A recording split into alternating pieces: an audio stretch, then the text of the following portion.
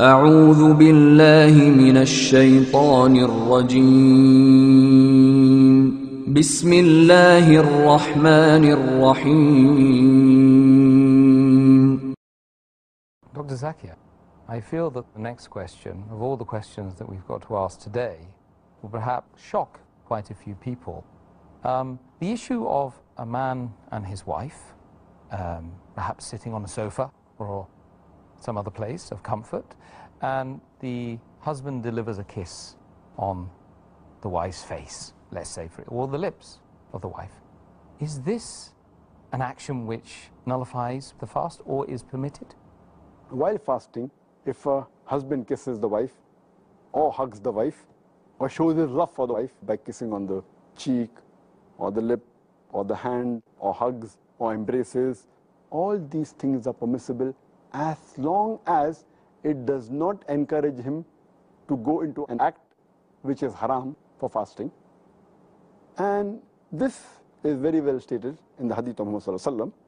It's mentioned in Sahih Bukhari, volume number 3, in the book of fasting, hadith number 1927, that Aisha, may Allah be pleased with her, she says that the Prophet used to kiss and embrace his wives while fasting.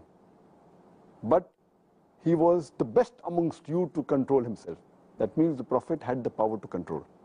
Similarly, it's mentioned in Sunan Abu Dawud, volume number 2, hadith number 2379, that Umar, may Allah be pleased with him, once, while fasting, kisses his wife. Immediately, he feels sorry and he goes to the Prophet. And he says that, "O Prophet, I have sinned against you and Allah."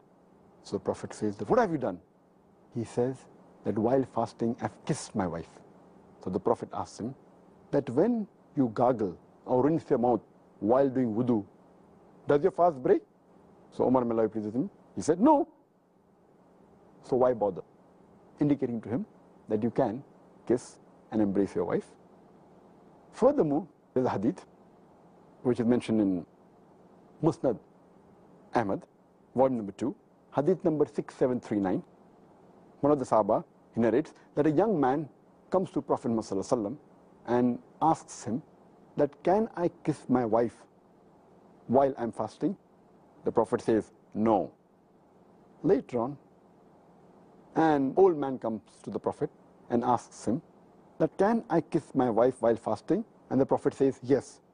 So the Sahaba look amongst themselves that how come the answer is differing? Then the Prophet replies that this man can control himself. So the basic ruling is that if a person knows that he can control himself after kissing or hugging his wife, and is sure that it will not lead into an act which will nullify the fast. For example, it will not lead into a sexual intercourse or will not lead into ejaculation. As long as he can control himself, kissing and hugging is permitted. If he cannot control himself and he fears that he will go into the act which will nullify the fast, like intercourse or ejaculation, then it is prohibited for him. So the answer is yes, but it comes with an Islamic health warning. That's right. Okay. The next question, which is not unrelated to the last one, can a man approach his wife during the month of Ramadan in the evening after the fast had ended?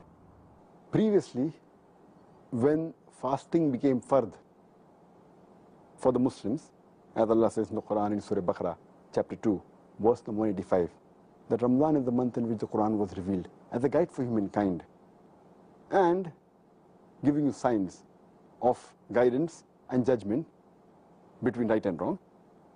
And then it says that so whoever witnesses this month, he should fast. So when it became fard for the Muslim the first time initially, the full month of Ramadan, at that time it was the law that approaching your wives, having a sexual intercourse with your wife for the full month of Ramadan, whether it be day or night, was prohibited. And it's mentioned in the tafsir of Al-Qurtubi, volume number 2, page number 210, that Umar, may Allah be pleased with him, once he spends a lot of time with the Prophet and leaves the Prophet at night and comes to his house. And when he reaches the house, he has the urge to sleep with his wife. And he has intercourse.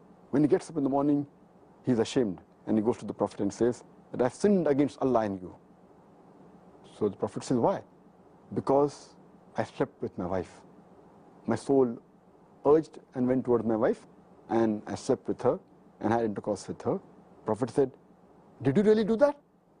Hazrat Umar, may Allah be pleased with him, said, yes. And Hazrat Umar says that, can you find a pardon for me?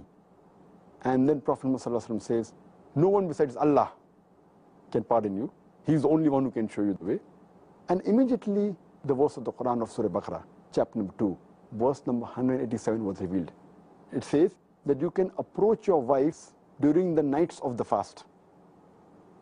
Hunna libasul lakum wa antum libasul lahunna. Because they are your garments and you are their garments. And then the verse continues that, and Allah knows what you used to do secretly in the nights with your wives. But Allah has forgiven you. And from now onwards, you can approach your wives. And you can take what Allah gives you, the offspring from them. And you can eat and drink till the white thread of dawn is distinct from the black thread.